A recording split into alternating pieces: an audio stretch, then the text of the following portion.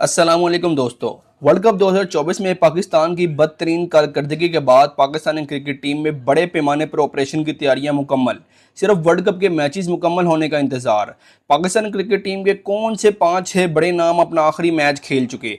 दोस्तों, रिपोर्ट्स के मुताबिक 5-6 क्रिकेटर्स की पाकिस्तानी टीम में वापसी होने जा रही है। जी हाँ दोस्तों, सबसे पहले बात करें तो शान मसूद। बाबर आजम की वर्ल्ड कप में मायूस कुन कप्तानी और खराब बैटिंग की वजह से यह फैसला किया गया है कि शान मसूद ना सिर्फ एज ए बैटर बल्कि बाबर आजम की जगह पर टीम में बतौर कप्तान एंट्री मारने जा रहे हैं। बाबर आजम क्योंकि टीम में अपना एतमाद वैसे भी खो चुके हैं और बैटिंग फॉर्म भी उनकी मुतासिर हुई है। दोस्तों, जब बाबर आजम को दोबारा कप्तानी दी जा रही थी तो उस वक्त भी शान मसूद को टेस्ट कप्तान बरकरार रखने का कहा गया था। हालांकि चेयरमैन साहब बाबर आजम को टेस्ट की कप्तानी भी देना चाहते थे, मगर उनको रिपोर्ट दी गई थी कि शान मसूद को टेस्ट कैप्टन रहना चाहिए। तो फैसला किया गया है कि बाबर आजम की जगह पर शान मसूद को बतौर कप्तान पाकिस्तानी टीम में शामिल किया जाएगा। तो चैंपियंस ट्रॉफी की 2025 में होने जा रही है, उसमें कप्तान बाबर आजम की जगह पर शान मसूद होंगे और पाकिस्तान के तीनों फॉर्मेट के कप्तान बनने जा रहे हैं। और ये टॉप ऑर्डर में साइम अयूब की जगह पर पाकिस्तानी टीम में अपनी जगह बनाएंगे। इसके अलावा जो दूसरा नाम सामने आ रहा है और जो दूसरी सबसे बड़ी तब्दीली होने जा रही है वो है अब्दुल्ला शफीक की सूरत में। जी हाँ दोस्तों, मिडिल ऑर्डर में अब्दुल्ला शफीक की टीम में वापसी होने जा रही है। और अब्दुल्ला शफीक के बारे में टी20 वर्ल्ड कप 2024 की जब स्क्वाड की सिलेक्शन हो रही थी तो उस वक्त भी बहुत सारे लोगों का ख्याल था कि अब्दुल्ला शफीक अमेरिका जैसी कंडीशन में ज्यादा कामयाब हो सकते हैं, तो अब्दुल्ला शफीक को यहाँ पर होना चाहिए था। तो अब पाकिस्तानी टीम में उस्मान खान की जगह पर अब्दुल्ला शफीक को लाया जाएगा। उस्मान खान चूंकि नंबर 3-4 पर बैटिंग करते हैं तो अब्दुल्ला शफीक को भी नंबर 3 या 4 पर उनकी जगह पर रिप्लेस करवाया जाएगा। इसके अलावा जो तीसरी सबसे बड़ी तब्दीली होने जा रही है वो आजम खान की है और उनकी जगह पर ऐसे बंदे को वापस लाया जा रहा है जिसके साथ वहाब रियाज ने पर्सनल होकर उस बंदे का जानबूझकर ना सिर्फ पाकिस्तानी टीम से उसको दूर रखा बल्कि उस बंदे को माली तौर पर भी काफी नुकसान पहुंचाया।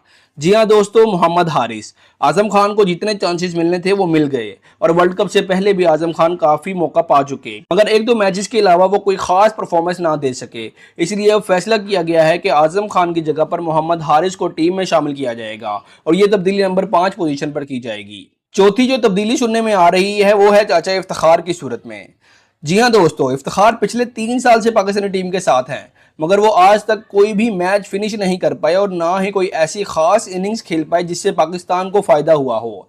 दोस्तों, साइम अयूब की जगह पर शान मसूद आ जाएंगे। आजम खान की जगह पर मोहम्मद आरिश को पाकिस्तानी टीम में शामिल किया जाएगा, जबकि उस्मान खान की जगह पर अब्दुल्ला शफीक नंबर 3 पोजीशन पर शामिल हो जाएंगे। इफ्तिखार की जगह पर जिस प्लेयर का नाम सामने आ रहा है वो है इरफान नियाजी।